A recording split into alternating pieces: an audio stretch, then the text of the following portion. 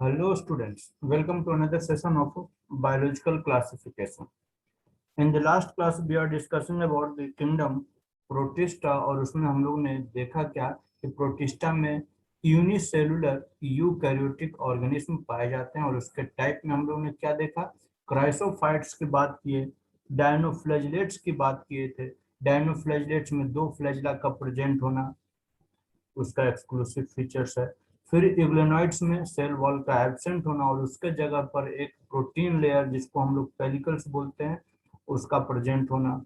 ठीक उसी तरीके से हम लोग ने बोला स्लाइम मोल्ड्स, फिर प्रोटोजोन्स जो कि यूनिसेलुलर एनिमल्स के बारे में देखा हम लोग प्रोटोजोन्स के अंदर में।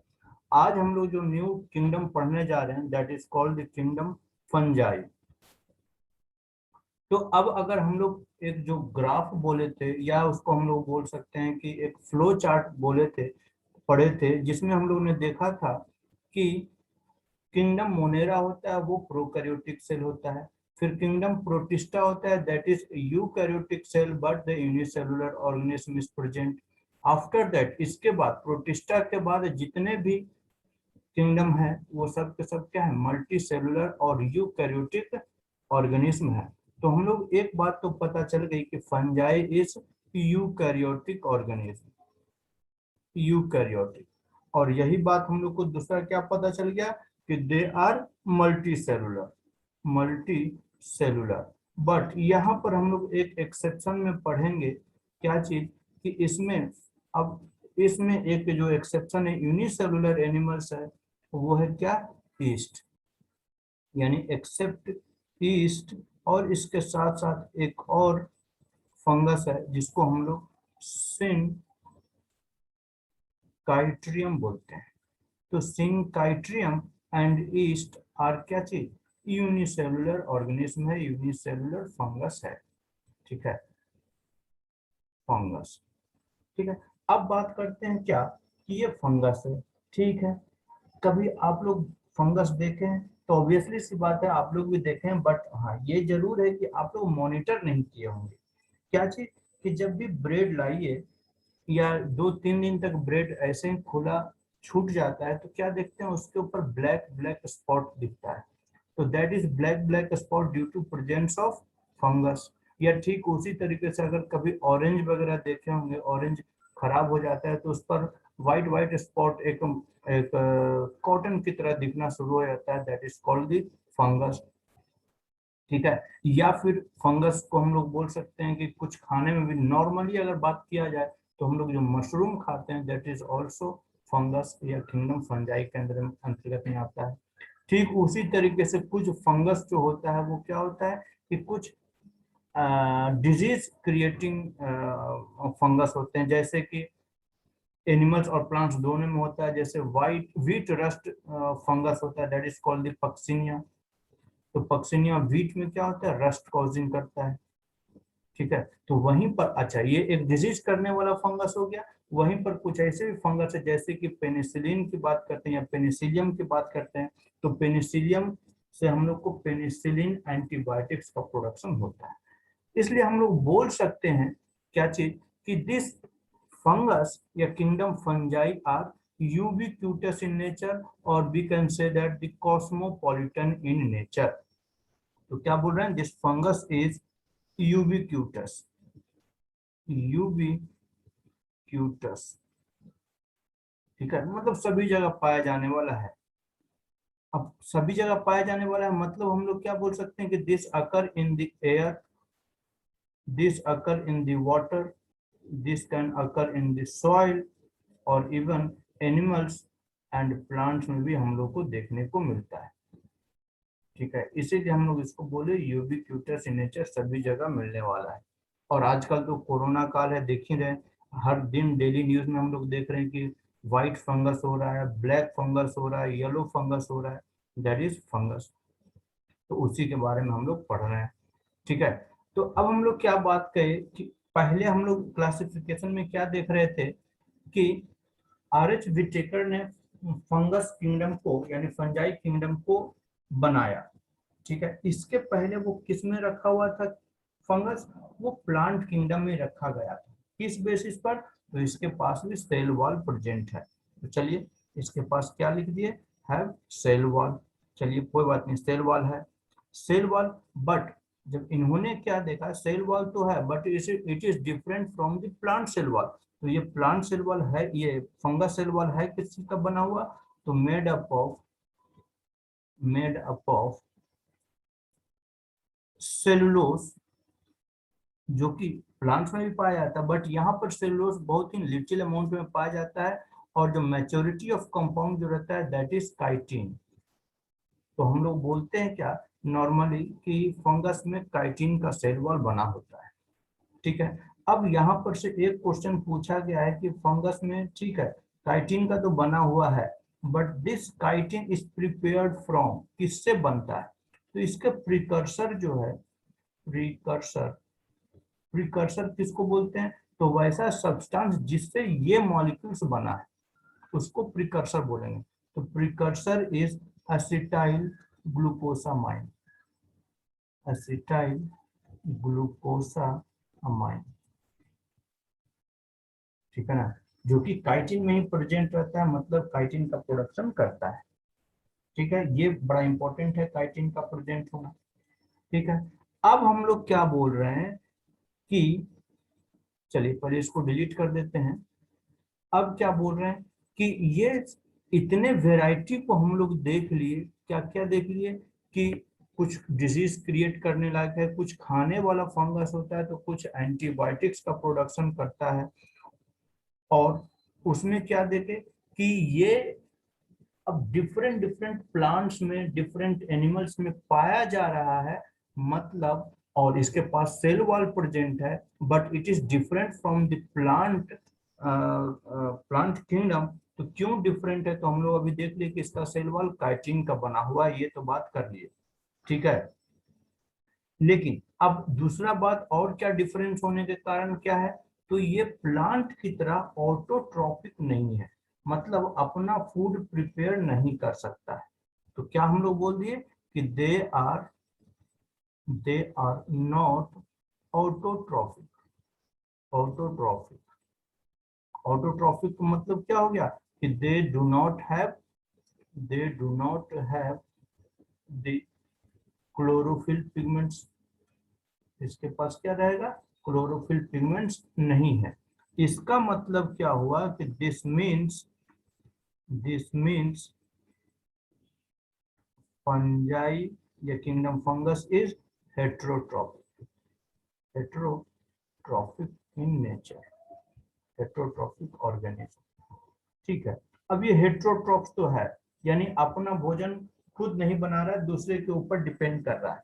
तो ये दूसरे के ऊपर डिपेंड कर रहा है, ये कैसे कैसे डिपेंड करेगा, ये भी बात है। तो हेट्रोट्रॉपिक का मतलब क्या हुआ, दे डू नॉट प्रिपेयर, चलिए इधर तो हम लोग बात लिख दिए, they do not prepare their own food. तो अब ये डिपेंड करेगा, depends on the, depends on other organism. अब ये अदर ऑर्गेनिज्म पर डिफरेंट वे से डिपेंड करेगा, जैसे हम लोग क्या अभी बात किए, पैरासिटिक फंगस की बात की, मतलब कि they depends on the living organism, ठीक है, लिविंग ऑर्गेनिज्म के ही ऊपर डिपेंड करता है।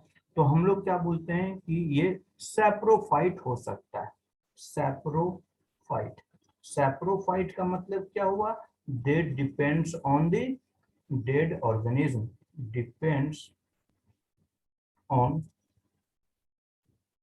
डेड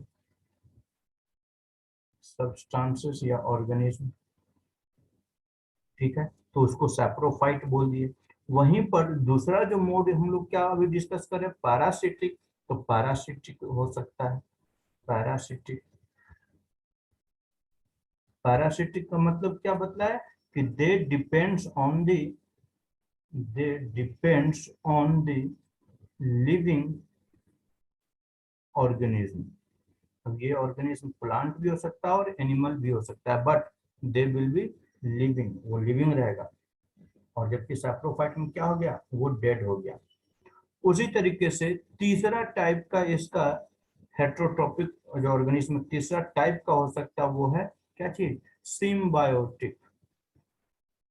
सिम्बायोटिक, अब सिम्बायोटिक का मतलब क्या हुआ, सिम्बायोटिक, सिम का मतलब होता है एक साथ, बायोस मतलब होता है लाइफ, यानी एक साथ लाइफ दो दूसरे ऑर्गेनिज्म के साथ रहकर दूसरे ऑर्गेनिज्म के साथ रहकर वो अपना लाइफ कंप्लीट कर रहा है, तो उसको हम लोग बोलते हैं सिम्बायोटिक बोलते हैं। ठीक है, तो डिपेंड्स या लिव टुगेदर लिख सकते हैं इसमें, live together with other living organism. और इसका एग्जाम्पल क्या हम लोग पढ़ सकते हैं, सिम्बायोटिक का दो एग्जाम्पल हम लोग को पढ़ना है। इसमें क्या क्या चीज, एक है लाइकेन। अब लाइकेन कैसे, तो ये जो फंगस है, ये क्या हम बात कर रहे हैं, फंगस बोल रहे हैं। पहले हम लोग चलिए लिख लेते हैं, फंगस लिख लेते हैं, ये फंगस है। Fungus is associated associated with algae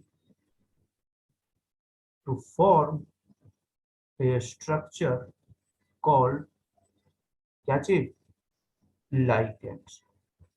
तो लाइकेंस हम लोग क्या बोलते हैं कि लाइकेंस में दो चीज अटैच रहता है, एक फंगस पार्ट अटैच रहता है और दूसरा एल्गी पार्ट अटैच रहता है। फंगस अपना फूड प्रिपेयर नहीं कर सकता है, तब ये क्या करेगा, ये प्रोवाइड करेगा, they provide they provide the water and nutrients to algae. और एल्गी क्या है, एक प्लांट ऑर्गेनिज्म है, तो ये एल्गी का काम क्या होगा, they will prepare the food, they will prepare the food.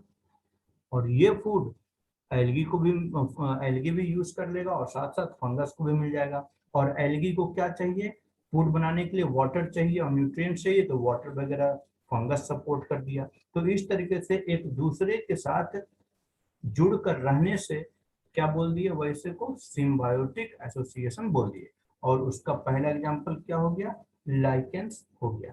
अब यहाँ से ये भी पूछा जाता है, क्या चीज पूछा जाता है आपको, ये इसी एनसीईआरटी इसी चैप्टर में आपको दिया हुआ है, लास्ट में दिया हुआ है कि फाइकोबायोन्ट और माइकोबायोन्ट भी दिया हुआ है। तो अब फंगल जो यहाँ पर एसोसिएशन हो रहा है उसको हम लोग बोलते हैं माइकोबायोन्ट बोलते हैं।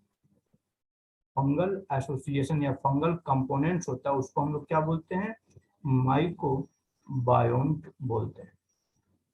और यहाँ पर क्या हो गया, एल्गी का जो सपोर्ट कर रहा है, एल्गी यहाँ पर एसोसिएट हो रहा है, इसको इस पार्ट को हम लोग बोलते हैं फाइकोबायोन्ट बोलते हैं।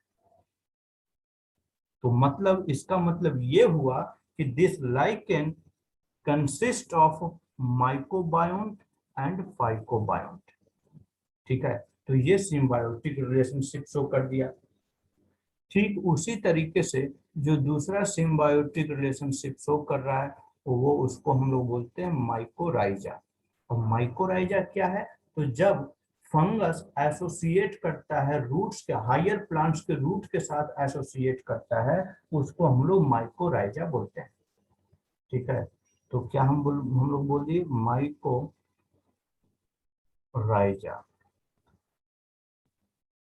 इसमें क्या बोल रहे हैं कि fungus associated with roots of higher plant, जिसको हम लोग क्या बोल रहे हैं, माइकोराइजा बोल रहे हैं।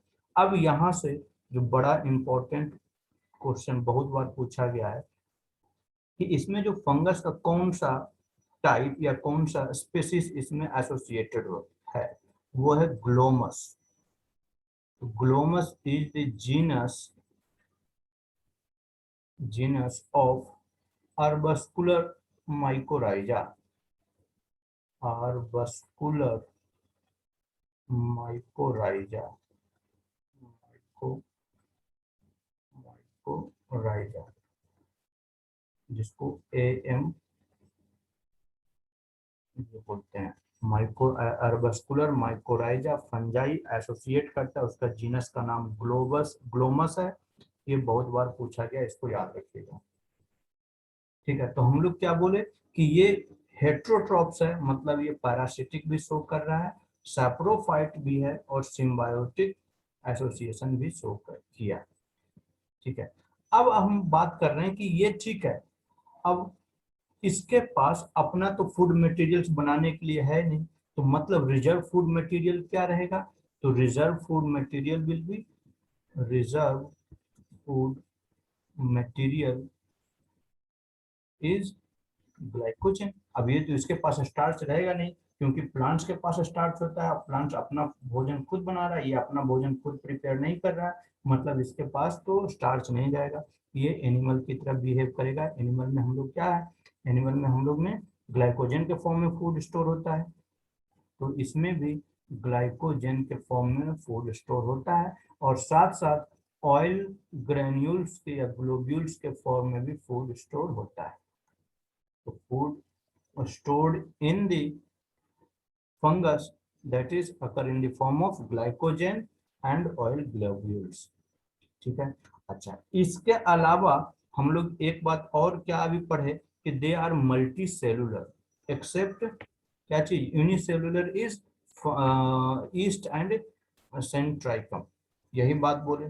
तो अब इसका मल्टी सेलुलर है, मतलब कैसा देखने में लगेगा, उसका स्ट्रक्चर कैसा रहेगा, तो they may be they are multi cellular, पहले लिख देते हैं multi cellular, multi cellular except तो बात कर ही लिए, दे अकर दे अकर इन दे अकर इन filamentous form, filamentous form, filamentous form में मिल सकता है, यूनिसेलुलर तो हम लोग देख ही लिए। ठीक है, चलिए फिलामेंटस फॉर्म में जैसे क्या बात कर लिए हम लोग, पेनिसिलियम की बात कर लिए, they are occur as a filamentous form. ठीक है, तो अब ये फिलामेंट की बात करते हैं, तो वो कैसा रहेगा, अब ये फिलामेंट फिलामेंट कैसा, मतलब ये इस तरीके से धागे के जैसा प्रेजेंट रहेगा। ठीक है, अब धागे की तरह ये अगर एक धागा है, जैसे ये एक धागे की तरह ये थ्रेड की जैसा दिख रहा है, तभी तो ये फिलामेंटस है। फिलामेंटस का मतलब क्या हो गया, thread like structure, thread like structure. ठीक है, अब ये थ्रेड लाइक स्ट्रक्चर, अब ऐसा तो नहीं है कि एक ही थ्रेड रहेगा। ठीक है, तो अब इसके स्ट्रक्चर की बात कर लेते हैं, स्ट्रक्चर की। तो अगर हम लोग क्या बोल रहे हैं, जैसे इस तरीके से बहुत सारा कॉटन का बॉल देख रहे होंगे कि इसमें ढेर सारा थ्रेड्स लगे हुए रहते हैं। ठीक है, तो अब इसमें से क्या बोल रहे हैं कि अगर ये एक थ्रेड इस तरीके का है, इसको हम लोग एक थ्रेड को सिंगल को, ध्यान रखिएगा यहाँ पर थोड़ा सा कंफ्यूजिंग टर्म आ रहा है, इसलिए बोल रहे हैं ये सिंपल एक थ्रेड है, इसको हम लोग क्या बोलते हैं, इसको हम लोग बोलते हैं हाइफी बोलते हैं, हाइफी। ठीक है, और यहाँ पर क्या है, यहाँ पर क्या देख रहे हैं कि ऐसा ऐसा थ्रेड, ये 1 इन नंबर है, 1 इन नंबर। ठीक है, अब ऐसा ऐसा ये मिलकर क्या बन गया है, ढेर सारा ये पूरा बन गया है, मतलब कि is the this is the collection of क्या चीज, collection of many hyphae, many hyphae, बहुत सारा इसमें हाइफी प्रेजेंट है। तो इसको, इस कलेक्शन पार्ट को हम लोग क्या बोल रहे हैं, दिस इज कॉल्ड क्या चीज, this is called the mycelium, mycelium, इसको माइसीलियम बोलेंगे। मतलब कि कॉटन बॉल अगर देखे तो वो कॉटन बॉल को हम लोग क्या बोल सकते हैं, माइसीलियम, और वहीं पर से कॉटन बॉल से अगर एक को आइसोलेट किए तो this is called the hyphae. ठीक है, अब इसी में से कुछ हाइफी जो है, मतलब माइसीलियम में क्या बोल रहे हैं कि in this some hyphae, some hyphae are continuous tube, continuous tube filled with multinucleated cytoplasm, multinucleated cytoplasm. अब मल्टीन्यूक्लिएटेड साइटोप्लाज्म है, मल्टीन्यूक्लिएटेड है साइटोप्लाज्म, तो ये किस तरीके का शो करेगा? तो इसको हम लोग बोलते हैं कि multinucleated cytoplasm are called coenocytic hyphae बोलते हैं, सिनोसिटिक हाइफी। हम लोग लास्ट क्लास में डिस्कस किए हैं सिनोसिटिक क्या होता है, और मल्टी सेलुलर होने के लिए दो कंडीशन बतलाए थे, एक बतलाए थे सिनोसिटिक और दूसरा बतलाए थे सिनोसाइटिन बोले थे। तो सिनोसिटिक में क्या बतलाए थे कि इसी में से यानी एक ही सेल को बार बार न्यूक्लियर डिवीजन होता है बट साइटोप्लाज्म डिवाइड नहीं होता है, तो उसी साइटोप्लाज्म में ढेर सारा न्यूक्लियस हो जाता है, तो उसी को हम लोग क्या बोल दिए? सिनोसिटिक हाइफी बोल दिए। क्लियर है? चलिए, तो इतना तो हम लोग बात कर लिए। क्या चीज कि इसका स्ट्रक्चर कैसा है। एक स्ट्रक्चर को हम लोग हाइफी बोलते हैं, वहीं दूसरे यानी ढेर सारे हाइफी एक साथ मिल जाते हैं तो उसको हम लोग माइसीलियम बोल देते हैं।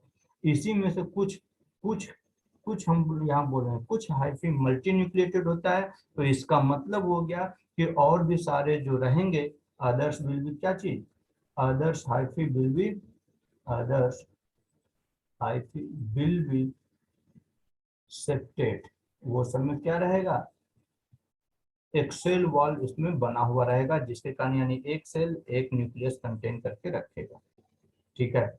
अब अगर हम लोग बात करते हैं क्या चीज कि ये एरोबिक है कि एनारोबिक है, मतलब this fungus will grow in the absence of oxygen और this will grow in the presence of oxygen. तो yes, this fungus will grow in the aerobic respiration, यानी in presence of oxygen. So we can say that this fungus is aerobic in nature. तो ये मिलेगा कहाँ पर मिलेगा? तो हम लोग क्या देख रहे हैं कि नॉर्मली ऑरेंज के ऊपर हो रहा है, ब्रेड के ऊपर जम रहा है, फिर पैरासिटिक फंगस में व्हीट रस्ट को क्रिएट कर रहा है। तो मतलब कि this will prefer to grow, this will prefer to grow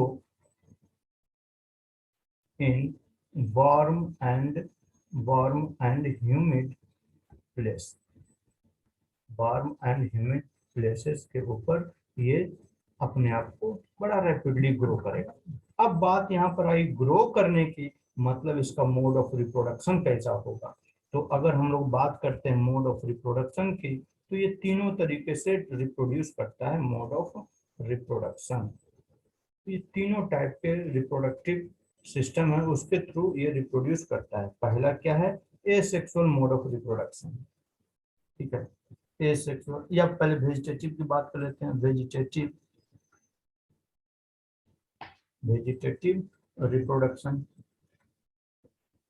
अब वेजिटेटिव रिप्रोडक्शन में कैसे ग्रो करेगा भाई? तो जैसे हम लोग क्या बात किए, यूनिसेलुलर इज ईस्ट। ईस्ट क्या है? यूनिसेलुलर है, और यूनिसेलुलर है ये एक ही सेल का बना हुआ है, तो इसमें बडिंग के थ्रू बर्ड ढेर सारा बनता है और ये ब्रेक ऑफ होते रहता है और न्यू इंडिविजुअल्स को जन्म देते रहता है। ये ईस्ट है जो, ठीक है। यानी पहला जो मेथड क्या हो गया? बडिंग हो गया। तो vegetative reproduction by means of क्या हो गया? बडिंग। ठीक है।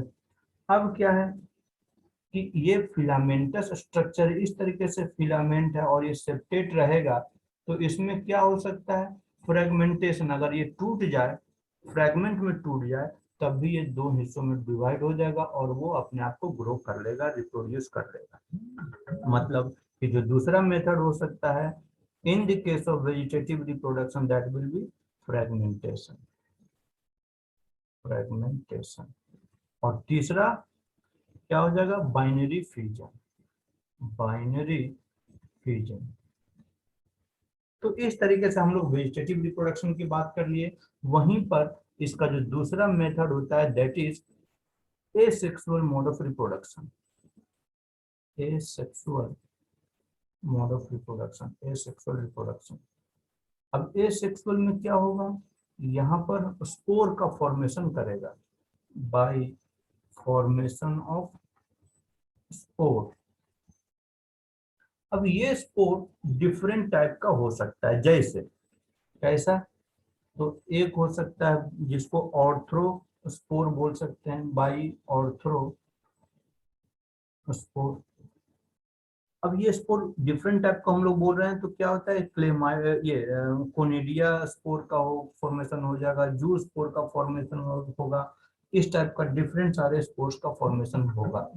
ऑर्थ्रोस्पोर को हम लोग ओडिया भी बोलते हैं, ओडिया। चलिए दूसरा क्या बोले, बाई क्लेमाइडोस्पोर्स, क्लेमाइडोस्पोर। अब यहाँ पर इतना स्पोर्स क्यों बतला रहे हैं, क्योंकि फंगस में डिफरेंट सारे स्पेसीज रहेंगे, वो अलग अलग तरीके का स्पोर का फॉर्मेशन करेंगे, इसीलिए हम लोग अलग अलग टाइप के बोल रहे हैं। तीसरा टाइप का स्पोर्स का फॉर्मेशन बाई जू स्पोर बोले। अब जू स्पोर से जैसे ही जू स्पोर का नाम आया, तो ये आपको जरूर समझ में आ जाना चाहिए कि जू मतलब होता है, हम लोग सब किस लिए इस्तेमाल करते हैं, एनिमल्स के लिए, और animals have the ability to move, मतलब कि इसमें जो स्पोर बनेगा वो क्या रहेगा, वो उसके पास मूव करने की एबिलिटी रहेगा। तो ये जो जू स्पोर होता है, इसमें दो टाइप का फ्लैजिलम पाया जाता है या फ्लैजिला पाया जाता है। कैसा, तो एक को बोलते हैं विपलैश, विपलैश फ्लैजिलम। विप्लस मतलब जिसको अगर हिंदी में देखा जाए चाबुक बोलते हैं, जैसे घोड़ा गाड़ी या टमटम की बात करते हैं, वो चलता है तो उस पर एक जो चलाने वाला रहता है, एक पीटता है घोड़े को, मारता है, तो वो जो रस्सी जैसा बना हुआ रहता है जिसको विप्लस बोलते हैं। या पुराने जमाने में मूवी देखे होंगे, कोई राजा महाराजा होता था तो चाबुक से लोगों को पिटाई करता था, तो उसको भी फ्लैजिलम बोलते हैं। और जो दूसरे टाइप का जो फ्लैजिला प्रेजेंट रहता है, उसको हम लोग बोलते हैं टिंसल फ्लैजिलम बोलते हैं। तो ये वो हो गया हम लोग को एसेक्सुअल। इसी तरीके से और जो चौथे टाइप का जो स्पोर्ट्स का फॉर्मेशन होता है, जिसको हम लोग बोलते हैं कोनिडिया, कोनिडिया, कोनिडिया, ठीक है। इसको हम लोग इन सभी स्पोर्ट्स के बारे में जिक्र करेंगे, जैसे जैसे हम लोग फंगस के डिफरेंट टाइप्स के बात करना शुरू करेंगे, उसमें हम लोग को डिफरेंट डिफरेंट स्पोर्ट्स के बारे में जिक्र करते हुए चलेंगे, ठीक है, तो घबराने वाली बात नहीं। अब हम लोग क्या बोल रहे हैं कि सेक्सुअल मोड ऑफ रिप्रोडक्शन कैसे होगा, तो यह सेक्सुअल मोड ऑफ रिप्रोडक्शन भी इसमें देखने को मिलता है, सेक्सुअल रिप्रोडक्शन। सेक्सुअल रिप्रोडक्शन में मतलब यहाँ पर क्या होगा, दो अलग अलग हाइफी आपस में आकर जुड़ेंगे। तो अगर हम लोग सबसे पहली बात कर लेते हैं सेक्सुअल कैटेगरीज, सेक्स कैटेगरीज की। अच्छा, पहले सेक्स कैटेगरी से भी पहले जान लीजिए कि इसमें सेक्स ऑर्गन को हम लोग क्या बोलते हैं, तो सेक्स ऑर्गन को हम लोग गैमेटेंजिया बोलते हैं। Sex organ, sex organ is called gametangia, gametangia, ठीक है। तो अभी हम लोग क्या बात कर रहे हैं, सेक्स कैटेगरीज की बात कर रहे हैं, सेक्स कैटेगरीज। अब ये सेक्स कैटेगरीज में क्या होता है, तो हम लोग क्या बोल रहे हैं, सेक्सुअल रिप्रोडक्शन होने के लिए दो अलग अलग सेक्स चाहिए, जो दो अलग अलग हाइफी चाहिए। मतलब इट में भी मोनोसियस हो सकता है, मोनोसियस, दूसरा डायोसियस, डायोसियस। मोनोसियस डायोसियस क्या है, अभी हम लोग बात करते हैं। सेक्सुअली अनडिफरेंशिएटेड, अनडिफरेंशिएटेड, ठीक है। हम क्या बोल रहे हैं, मोनोसियस उसको बोलते हैं, वैसे ऑर्गेनिज्म या वैसे प्लांट, यहाँ पर हम लोग फंगस की बात कर रहे हैं, तो वैसे फंगस जिसमें male sex organ and female sex organ एक ही फंगस के में प्रेजेंट रहता है, उसको हम लोग मोनोसियस बोलेंगे। वहीं पर डायोसियस फंगस क्या होगा कि मेल सेक्स ऑर्गन अलग फिलामेंट या अलग फंगस में प्रेजेंट रहेगा, वहीं पर फीमेल सेक्स ऑर्गन दूसरे फंगस बॉडी में प्रेजेंट रहेगा, तो उसको हम लोग क्या बोल देंगे, डायोसियस बोल देंगे, डायोसियस बोल देंगे। और वहीं सेक्सुअली अनडिफरेंशिएटेड, जिसमें पता ही नहीं चले कि ये मेल है कि फीमेल है, कि दोनों मेल और फीमेल दोनों प्रेजेंट है, वैसे टाइप के भी कैटेगरीज देखने को मिला है, फंगस देखने को मिला है। तो हम लोग क्या बात कर रहे हैं, सेक्सुअल रिप्रोडक्शन की बात कर रहे हैं। तो यहाँ पर फंगस में सेक्सुअल रिप्रोडक्शन 3 स्टेजेस में होते हैं। क्या बोल रहे हैं, in fungus the sexual reproduction occur in 3 different stages। अब ये स्टेजेस में एक बड़ा इंपॉर्टेंट स्टेज आता है, उस पर क्वेश्चन पूछा गया है, नीट में पूछा गया है, इसलिए वो ध्यान दीजिएगा। ठीक है, तो पहला स्टेजेस को हम लोग बोलते हैं प्लाज्मोगैमी बोलते हैं, प्लाज्मोगैमी। अब ये प्लाज्मोगैमी क्या है, तो इसके लिए, इसको समझने के लिए यहाँ पर हम लोग को समझना होगा कि गैमी का मतलब क्या हुआ, प्लाज्मा का मतलब क्या हुआ। ये दो शब्द से मिलकर बना हुआ है। गैमी का मतलब होता है फ्यूजन या मिलन, जिसको बोल सकते हैं मैरिज बोल सकते हैं। और यहाँ पर प्लाज्मो का मतलब क्या हो गया, तो प्रोटोप्लाज्म से ये आ गया, प्रोटोप्लाज्म, प्रोटोप्लाज्म। अब याद होगा कि नहीं होगा, सेल चैप्टर में हम लोग डिस्कस किए हैं इन द क्लास 9 और इन द क्लास 10। तो हम लोग क्या बोलते हैं कि सेल के बाहरी जो लेयर रहता है उसको हम लोग क्या बोलते हैं, प्लाज्मा मेम्ब्रेन बोलते हैं।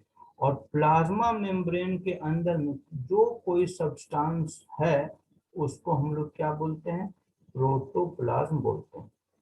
ठीक है ना।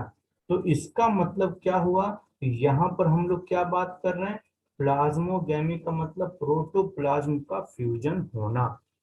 ठीक है ना। तो इसी को हम लोग बोलते हैं प्लाज्मोगैमी। मतलब क्या हुआ, फ्यूजन ऑफ, क्या चीज, प्रोटोप्लाज्म, प्रोटोप्लाज्म। अब किसके बीच में होगा, क्योंकि सेक्सुअल रिप्रोडक्शन है तो दो मोटाइल या नॉन मोटाइल गैमेट्स के बीच के में होगा। ठीक है, यानी fusion of protoplasm between two motile और non motile, non motile gametes. तो ये तो हम लोग बात कर लिए प्लाज्मोगैमी। अब जैसे ही प्लाज्मोगैमी हुआ, इसका कंडीशन देखिए कि नॉर्मली सभी में जैसे ही, यानी क्या बोल रहे हैं कि कंडीशन क्या बोल रहे हैं, जैसे लेट सपोज ये एक गैमेट है, गैमेट्स, ये हम इसको मेल गैमेट्स मान लेते हैं, फीमेल गैमेट्स इसको चलिए मान लिए, ये हो गया हमारा मेल गैमेट्स हो गया। ठीक है, अब ये दोनों आपस में जुड़ा, दोनों आपस में जुड़ा तो क्या होगा, इसके पास भी न्यूक्लियस है, इसके पास भी न्यूक्लियस है, और रिजल्टेंट ये होगा कि ये आपस में एक बड़ा सा सेल बनेगा और दोनों न्यूक्लियस फ्यूज कर जाएगा, और वो दो न्यूक्लियस क्या हो गया, फ्यूज करके जाइगोट का फॉर्मेशन कर दिया। ठीक है, जाइगोट का फॉर्मेशन कर दिया। बट यहाँ पर क्या होता है कि कुछ कुछ ऐसे फंगस हैं, जैसे कि हम लोग बात करते हैं एस्कोमाइसिटिस एंड बेसिडियोमाइसिटिस। क्या होता है कि ये जो दोनों गैमेट्स तो फ्यूज हुए, बट कंडीशन डिफरेंट हो गया। और कंडीशन क्या हो गया कि ये फ्यूज किए, बट दोनों का न्यूक्लियस ऐसे ही इसके साइटोप्लाज्म में पड़ा हुआ है, प्रोटोप्लाज्म में पड़ा हुआ है। तो मतलब कंडीशन क्या हो गया, ये एक एन इधर रह गया, एक एन इधर आ गया, और ये सेल मल्टी न्यूक्लिएट हो गया, यानी दो न्यूक्लियस एक साथ कंटेन कर रहा है। तो इसको हम लोग बोलते हैं डाइकैरियोटिक स्टेज, और डाइकैरियोन इस कंडीशन को बोलते हैं। क्लियर, ये बड़ा इंपॉर्टेंट इसमें फीचर्स है और ये पूछा गया है। ठीक है, तो हम क्या बोल रहे हैं कि प्रोटोप्लास्ट फ्यूजन हुआ, यानी प्लाज्मोगैमी हुआ, प्लाज्मोगैमी हुआ। तो प्लाज्मोगैमी होने के बाद तुरंत क्या करता है, डिप्लॉयड सेल्स का फॉर्मेशन कर देता है। Majority of the fungus in plasmogamy occurs and form क्या चीज, डिप्लॉयड सेल्स। डिप्लॉयड सेल्स का फॉर्मेशन कर देगा, ठीक है। लेकिन वहीं पर क्या बोल रहे हैं, but in some fungi, in some fungi such as ascomycetes, ascomycetes ये इसके बारे में डिस्कस करेंगे, इसका टाइप है एस्कोमाइसिटिस एंड बेसिडियोमाइसिटिस, बेसिडियोमाइसिटिस। इसमें क्या बोल रहे हैं कि ये तुरंत, इसमें क्या होता है, डिप्लॉयड सेल्स का फॉर्मेशन नहीं होता है। In some fungi such as ascomycetes and basidiomycetes do not form diploid cells immediately, immediately। तो इसका मतलब क्या हुआ, इसका मतलब ये हुआ, this means they have, यानी they कौन सा, ascomycetes and basidiomycetes have dikaryotic stage, or we can say that two nuclei per cell, and this stage is called, this stage is called dikaryotic stage. Di मतलब दो, कैरियोन मतलब nucleus, मतलब वैसा cell जिसमें दो न्यूक्लियस प्रेजेंट है। तो दो न्यूक्लियस कैसा हो गया, एन और प्लस एन प्रेजेंट रहेगा। तो डाइकैरियोटिक स्टेज ये याद रखिएगा। और अब इसमें क्या हो गया, दो सेल, दो न्यूक्लियस एक ही सेल में है, तो उसको हम लोग फेज को क्या बोल रहे हैं, डाइकैरियोन बोल रहे हैं, या हम लोग बोलते हैं डाइकैरियोफेज ऑफ द फंगस, ठीक है। अब क्या होगा, जब इसको जरूरत पड़ेगा, मतलब किसको, जब एस्कोमाइसिटिस और बेसिडियोमाइसिटिस को लगा कि अब हमको रिप्रोड्यूस करना है, तो वो जो दो न्यूक्लियस प्रेजेंट रहेगा, जैसे क्या बोल रहे हैं कि ये एक सेल है, यहाँ पर न्यूक्लियस है, ये न्यूक्लियस है, ये भी एन है, ये भी एन है, तो ये हमारा क्या हो गया, डाइकैरियोटिक स्टेज हो गया, या डाइकैरियोन सेल हो गया, ठीक है। अब इसको लगा कि नहीं, हमको रिप्रोड्यूस करना है, फर्टिलाइज करना है, तो ये आपस में फर्टिलाइज करेंगे और फ्लुएंट कंडीशन बन जाएगा, डिप्लॉयड कंडीशन बन जाएगा, ठीक है, डिप्लॉयड कंडीशन बन जाएगा। और उसके बाद फिर क्या, ये क्या हो जाएगा, डिप्लॉयड सेल्स हो गया। अब इसमें, अब ये जो फंगस रहेगा ये फ्रूटिंग बॉडी का फॉर्मेशन करेगा, और इसमें होगा रिडक्शनल डिवीजन मतलब मियोसिस, और मियोसिस होने के बाद क्या होगा, स्पोर का फॉर्मेशन करेगा, और ये स्पोर फिर नेक्स्ट हैप्लॉइड हो जाएगा, और ये नेक्स्ट जनरेशन में एंटर कर जाएगा, नेक्स्ट फंगस को जन्म देना शुरू कर देगा, ठीक है। तो दूसरा हम लोग क्या, इसके बाद हम लोग क्या करेंगे, ये यहाँ पर क्या हो गया, दो न्यूक्लियस आपस में फ्यूज कर रहा है, जुड़ रहा है, तो सेकंड स्टेज क्या हो जाएगा, second stage will be karyogamy, karyogamy. और कैरियो मतलब क्या हुआ, कैरियोन शब्द मतलब कैरियोन, दिस मीन्स न्यूक्लियस, और गैमी का मतलब क्या बोल रहे हैं, फ्यूजन।